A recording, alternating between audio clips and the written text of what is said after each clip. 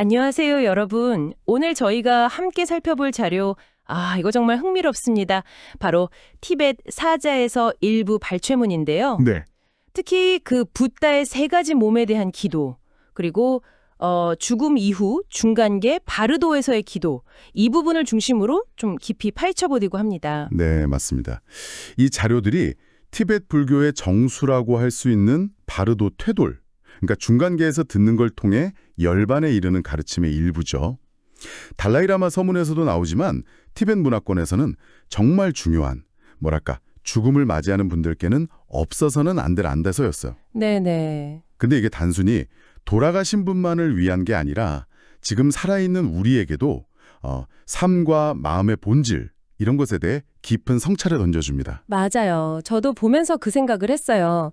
이게 구조를 보면 처음에는 여러 부처님, 스승님들께 기도하는 내용이 나오고 그렇죠. 핵심은 이제 죽음 이후에 다시 태어나기 전까지의 그 바르도라는 중간계를 어떻게 통과하느냐, 그 안내가 있고 마지막에는 또 지적인 이해를 통해 해탈에 이르는 길, 이런 논설들도 포함되어 있더라고요. 네, 아주 체계적입니다. 그럼 이 매혹적인 지혜의 세계로 한번 같이 들어가 볼까요? 자, 이걸 한번 풀어보죠. 네. 우선 배경을 조금만 더 보면요. 이 바르도 퇴돌이라는 게 티벳에서는 정말 일상적으로 활용되던 그런 지침서였어요. 죽음이라는 아주 큰 전환점에서 영적인 길을 안내해주는 역할을 한 거죠. 그런데 바로 이 지점에서 자료가 좀 흥미로운 질문을 던져요. 현대 한국 사회를 보면 이런 종류의 영적인 안내나 문화가 상당히 좀 희미해진 것 같다, 이런 지적이 있더라고요. 아, 네, 그렇죠. 예전에는 돌아가시기 전에 스님이나 신부님, 목사님 같은 분들이 오셔서 영적인 위안도 주시고 방향도 제시해 주시고 그랬는데 요즘은 그런 모습이 많이 줄어든 것 같아요. 네, 맞아요. 자료에서는 이걸 또 극단적인 개인주의랑 연결시키는 시각도 있더라고요. 네. 개개인의 어떤 독립성, 자율성, 이런 게 극도로 강조되다 보니까 공동체적인 지혜라던가 어떤 보편적인 진리, 이런 거에 대한 감각이 좀 약화된 측면이 있다, 이런 분석이죠. 자료에 잠시 언급된 그 크리시나 임펄스라는 개념하고도 좀 맞닿아 있는 것 같은데요. 아, 크리시나 임펄스요? 네. 각자가 스스로 판단하고 선택하는 능력을 키우는 건 물론 인류 발전에 꼭 필요한 과정이었지만 그 과정에서 어떤 전통적인 영적 지원 시스템이나 보편 진리와의 연결고리가 좀 약해진 건 아닌가 하는 성찰을 하게 만들죠. 그래서 앞으로는 이런 개인의 자유의지랑 보편적 진리가 좀 조화롭게 통합되는 게 중요해질 거다, 이런 전망도 같이 제시하고요. 그렇군요. 각자 도생하는 이런 시대 분위기가 죽음이라는 영역까지도 영향을 미치고 있다, 이런 통찰이네요. 그런데 생각해보면 영적인 가르침이라는 게 결국은 소통의 문제랑도 깊이 연결되는 것 같아요. 그렇죠. 아무리 위대한 깨달음이라도 이게 제대로 전달이 안 되면 사실 의미가 좀 퇴색될 수 있잖아요. 아, 그거 정말 중요한 지적입니다. 자료에서도 이 소통 능력의 중요성을 엄청 강조해요. 그 인간 붓다라는 책의 일화를 예로 들면서 위대한 깨달음을 얻으신 석가모니조차도 처음에는 자신의 그 깨달음을 말로 표현하는 데 어려움을 겪었다, 이런 얘기가 나오거든요. 아, 정말요? 붓다께서도요? 네. 이게 단순히 말을 잘하고 못하고의 문제가 아니라 내면의 깊은 진리를 다른 사람에게 효과적으로 전달하는 능력, 그 자체가 영적 상숙도의 중요한 척도라는 거예요.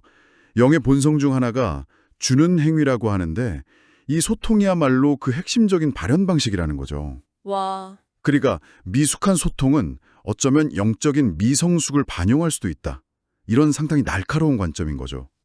단순히 지식을 아는 걸 넘어서 그걸 나누고 전달하는 능력까지 영적 성장의 척도로 본다는 건 이건 정말 새로운 관점인데요. 자, 그럼 이제 본격적으로 이 책의 핵심 가르침 중 하나인 제5장 붓다의 새 몸인 스승에 대한 기도로 들어가 보겠습니다. 붓다에게 세 가지 몸이 있다니 여러분, 이게 뭘 의미하는 걸까요? 좀 궁금해지는데요. 네. 이 새 몸이라는 게 바로 우리 인간 존재를 구성하는 영, 혼, 육, 이것에 대응하는 아주 지극히 정화되고 완성된 상태를 상징합니다. 영혼 육이요? 네. 붓다는 이 세 가지 차원의 존재를 온전히 구현하신 분이라는 거죠. 자료에 따르면 우리 보통 사람들의 영혼육과는 그 상태나 차원이 완전히 다르다고 설명해요. 첫 번째 몸은 진리의 몸, 이걸 법신, 다르마카야라고 하는데요. 네, 법신. 이게 우리의 영에 해당한다고 볼 수 있습니다. 기도문에서는 이 몸을 우주에 충관한 완전한 진리의 궁전에 머물고 태어나지도 멸하지도 않고 늘지도 줄지도 않는 불생불멸, 부중불감의 영원한 실체로 묘사해요. 불생불멸 부중불감. 네, 이 법신에 대한 경배와 기도를 통해서 우리는 무지와 망상에서 벗어나서 스스로 존재하는 근원적인 지혜, 다시 말해 나는 본래 신성한 존재다라는 우리의 참된 본성을 깨닫게 해달라고 청하는 겁니다. 여기서 그 경배심이 우리 영혼과 붓다의 법신을 연결하는 다리가 된다는 설명이 참 인상 깊었어요. 네, 그렇죠. 우리가 보통 나는 신성하지 않아? 나는 그냥 이 육체일 뿐이야. 이런 무지와 망상이 우리 영의 일부처럼 딱 굳어져 있는데 네, 법신을 향한 어떤 경외심, 존경심 이런 걸 통해서 그 연결이 이루어지고 변화가 시작될 수 있다. 이런 얘기군요. 정확합니다. 네. 스스로 존재하는 근원적인 지혜를 밝혀주소서. 이 기도가 결국은 내 안에 있는 본래의 빛을 되찾게 해달라? 이런 요청으로 들리네요. 맞습니다. 그 깨달음을 구하는 거죠. 자, 그다음 두 번째 몸은 깨달은 몸, 보신, 삼보가카야입니다. 보신. 네, 이건 혼의 완성된 상태에 해당한다고 볼 수 있어요. 순수한 지혜의 기쁨이 충만한 빛의 궁전에 머물면서 죽음을 초월한 상태죠. 여기서 특히 주목할 만한 구절이 하나 있는데요. 어떤 구절이죠? 기도에서 탐욕과 정욕이 완전히 사라지지 않았더라도 이 보신과의 연결을 통해 자유롭게 해달라고 청하는 부분이 있어요. 잠깐만요. 탐욕과 정욕이 남아있어도요? 그게 정말 놀라운데요. 그렇죠. 보통은 그런 욕망을 완전히 없애야 깨달음에 이를 수 있다. 이렇게 생각하기 쉬운데 이 기도에서는 그렇지 않더라도 연결될 수 있다고 말하는 거잖아요. 네, 바로 그 점이 이 기도의 아주 핵심적인 통찰입니다. 이게 어떻게 가능한 걸까요? 자료에서는 이게 단순히 외부의 힘에 의존하는 그런 타력 신앙이 아니라고 설명해요. 아, 오히려 나는 본래 자유로운 존재이기 때문에 이런 속박에서 벗어나는 것이 나의 당연한 권리다라는 일종의 천부적인 권리를 선언하는 행위라는 거죠. 와, 권리를 선언한다. 네, 붓다의 그 무한한 힘은 우리의 문제, 예를 들어 탐욕이나 정욕 같은 것의 크기 자체보다는 우리가 자신의 본래 자유와 붓다의 완전성에 대해서 얼마나 깊이 믿고 신뢰하는가, 그 신심에 응답한다는 거예요. 아하. 그러니까 문제에 막 집중하기보다는 가능성에 마음을 여는 것, 이게 중요하다는 거죠. 와. 그러니까 내 안에 탐욕이나 정욕 때문에 좌절할 필요가 없이 오히려 그럼에도 불구하고 나는 자유로워질 권리가 있다. 이렇게 선언하는 그 믿음 자체가 변화의 시작점이 될 수 있다는 거군요. 맞습니다. 바로 그거죠. 이야, 절대 자유의 경지로 인도하는 내적인 지혜의 기쁨을 채워주소서. 이 기도가 그래서 더 큰 울림을 주는 것 같습니다. 네, 그렇죠. 자, 세 번째는 나투는 몸, 화신, 니르마나 카야입니다. 화신. 네, 이거는 육의 완성된 상태, 그러니까 신성하게 변형된 육체에 해당합니다. 흠없는 완전한 연꽃 구전에 머무는 스스로 드러나는 신성한 몸이죠. 이 몸에 대한 기도를 통해서는 잘못된 생각에서 비롯되는 증오심, 특히 나와 너를 나누는 그 분별심에서 벗어나게 해달라고 청합니다. 증오심이요. 그 근원이 분별심이라는 거군요. 네, 증오심의 근원을 파고 들어가 보면 결국 나와 남을 분리하는 생각, 즉 이원성에 뿌리를 두고 있는데 진리의 관점에서는 본래 하나니까 이건 근본적인 오류라는 거죠. 이 화신의 개념은 육체마저도 신성하게 변화될 수 있다는 가능성을 보여주는 것 같네요. 자료에서 아트만, 상위 육체의 실현이라고 표현한 부분이 좀 흥미로웠는데요. 이게 단순히 육체를 넘어선 어떤 상태를 말하는 걸까요? 네, 그렇죠. 아트만은 보통 진정한 자아 혹은 상위의식을 의미하잖아요. 그러니까 화신이라는 것은 육체를 가진 상태에서도 그 한계를 넘어서 신성을 완전히 구현하는 상태, 시공간의 제약을 초월해서 자유롭게 활동하는 그런 경지를 상징한다고 볼 수 있습니다. 아, 육체 자체가 영적 진리를 담는 그릇이자 표현 수단이 되는 거죠. 그렇군요. 육체조차도 도구가 되는, 그리고 마지막에는 이 새 몸 전체, 그러니까 붓다의 완전한 상태에 대한 기도가 나오죠. 네, 맞습니다. 영혼, 육을 모두 아우르는 내면을 관통하는 투명한 빛의 궁전을 계신 스승께 나와 너의 분별이 완전히 사라지지 않았더라도 자유롭게 해주고 근원적인 지혜의 새 몸을 온전히 이루게 해달라고 기도하죠. 여기서도 역시 완벽하지 않아도 괜찮다는 점이 강조되는 것 같아요. 네. 핵심은 그 분별심을 넘어서는 통합, 하나됨에 있는 거죠. 그리고 이 기도는 여기서 멈추지 않고 개인의 해탈을 넘어서 모든 존재, 중생을 향해서 확장됩니다. 중생들을 위해서도요? 네. 무지와 망상의 어둠 속에서 윤회하며 고통받는 중생들이여. 그대들 모두가 붓다의 진리의 몸을 잃을지어다. 이런 식으로요. 무지, 탐욕, 징호, 혹은 여러 습관에 얽매여서 괴로워하는 모든 존재들이 자신의 마음이 본래 붓다의 새 몸과 다르지 않다는 것을 깨달아서 해탈하기를 기원하는 거죠. 와, 이건 정말 나라는 한계를 넘어선 붓다의 무한한 자비심과 관점을 보여주는 부분이라고 생각합니다. 네, 정말 그렇네요. 자, 이제 제6장으로 넘어가면 이 심오한 기도와 가르침을 실제 죽음의 순간, 즉 바르도에서 어떻게 적용할 것인가에 대한 아주 구체적인 지침들이 나오더라고요. 네, 실용적인 부분이죠. 여기서 또 흥미로운 점은 각 몸을 특정 부처님과 연결한다는 거예요.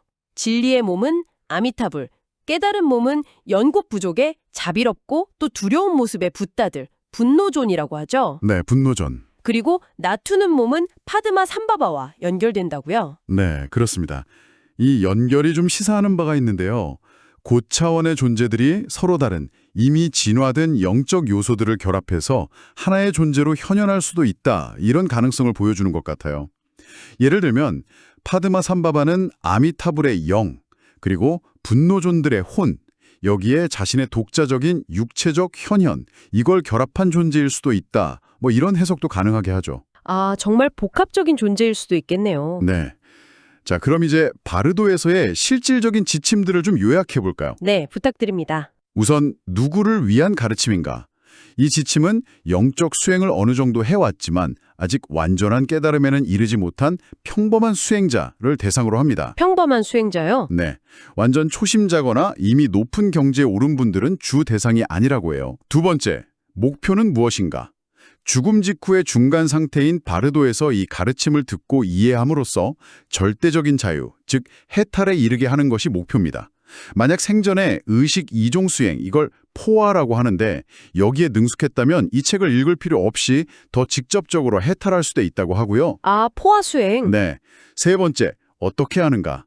죽음이 확실해지면 시신 옆이나 아니면 고인이 생전에 사용하던 침대, 의자 옆에서 이 책의 내용을 아주 명확하고 또렷한 발음으로 읽어줍니다.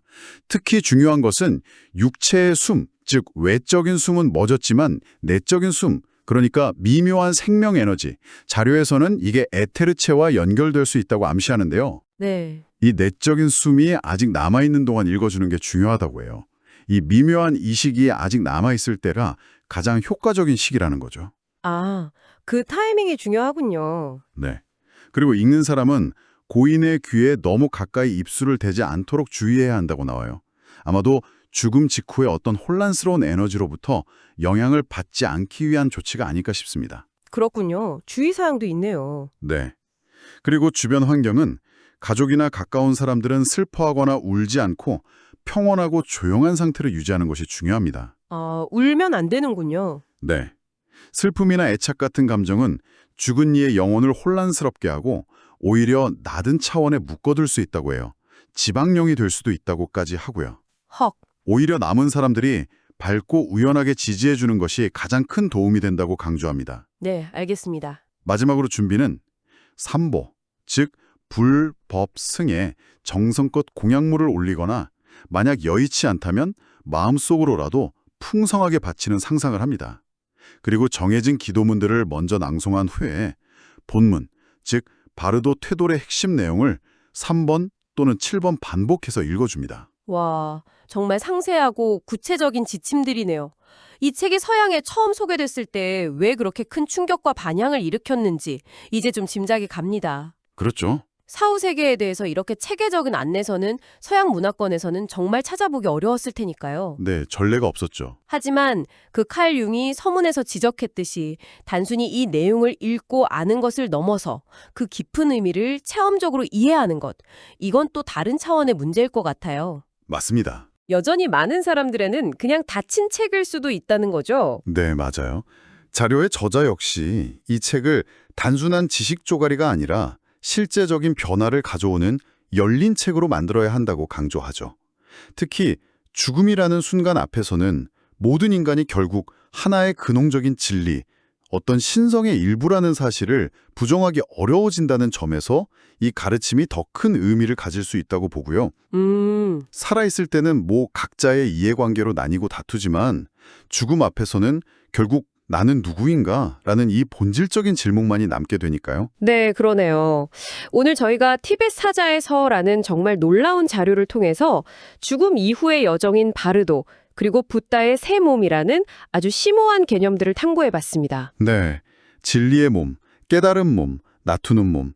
이게 단순한 교리가 아니라 우리 안에도 잠재되어 있는 우리가 연결되고 또 열망할 수 있는 영혼, 육의 완성된 상태라는 것을 알 수 있었고요. 그렇죠. 특히 인상 깊었던 건 무지나 탐욕, 증오 같은 우리의 어두운 그림자에도 불구하고 우리 본성의 신성함, 즉 불성을 인식하고 그 권리를 주장함으로써 변화가 가능하다는 점이었습니다.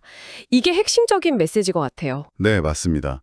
그리고 이러한 가르침은 궁극적으로 죽음 이후만을 위한 것이 아니라 바로 지금 여기 우리의 삶을 위한 지침이기도 하다는 생각이 들어요. 현재의 삶에도요. 네, 바르도라는 것이 꼭 죽음 이후의 중간계만을 의미하는 것이 아니라 우리 삶 속에서 겪는 크고 작은 전환기들, 변화의 시기들 이런 것들을 의미할 수도 있거든요. 네네. 그러니까 일상 속에서 무지나 욕망, 분노의 패턴이 이렇게 스물스물 올라올 때 그걸 알아차리고 이게 나의 본성이 아니지? 하고 인식하면서 붓다의 새 몸과 같은 그 완전한 가능성에 대한 믿음으로 자유를 요청하는 것. 이것이야말로 지금 여기에서 해탈을 향해 나아가는 아주 실천적인 수행이 될 수 있겠다. 이런 깊은 통찰을 얻을 수 있었습니다. 와, 지금 여기에서의 수행. 정말 중요한 말씀이네요. 자, 마지막으로 이 깊은 탐구를 마무리하면서 여러분께 생각해 볼 질문을 하나 던지고 싶습니다. 네. 이 자료에 따르면요. 무지나 탐욕, 증오심 같은 그런 습관에 깊이 빠져있던 이들조차도 죽음 이후 바르도에서 이 가르침을 듣는 것만으로도 해탈의 가능성이 열린다고 합니다. 왜냐하면 그들의 가장 깊은 본성은 본래 붓다와 다르지 않기 때문이라는 거죠. 네, 근본은 같으니까요. 만약 이것이 죽음 이후에 가능하다면 지금 우리의 삶 속에서는 어떨까요? 우리의 온갖 결점이나 과거의 실수에도 불구하고 우리 안에도 그와 같은 아주 급진적인 변화와 해방의 씨앗이 이미 내재되어 있는 것은 아닐까요? 만약 우리가 우리 자신이나 다른 사람들의 결점이라는 것을 고정불변의 실체가 아니라 잠시 본성을 가리고 있는 구름처럼 바라볼 수 있다면 어떨까요? 우리 자신과 서로를 향한 연민, 그리고 성장의 가능성을 얼마나 다르게 바라볼 수 있을까요? 이 질문을 한번 곱씹어 보시면서 다음 여정을 기대해 주시기 바랍니다.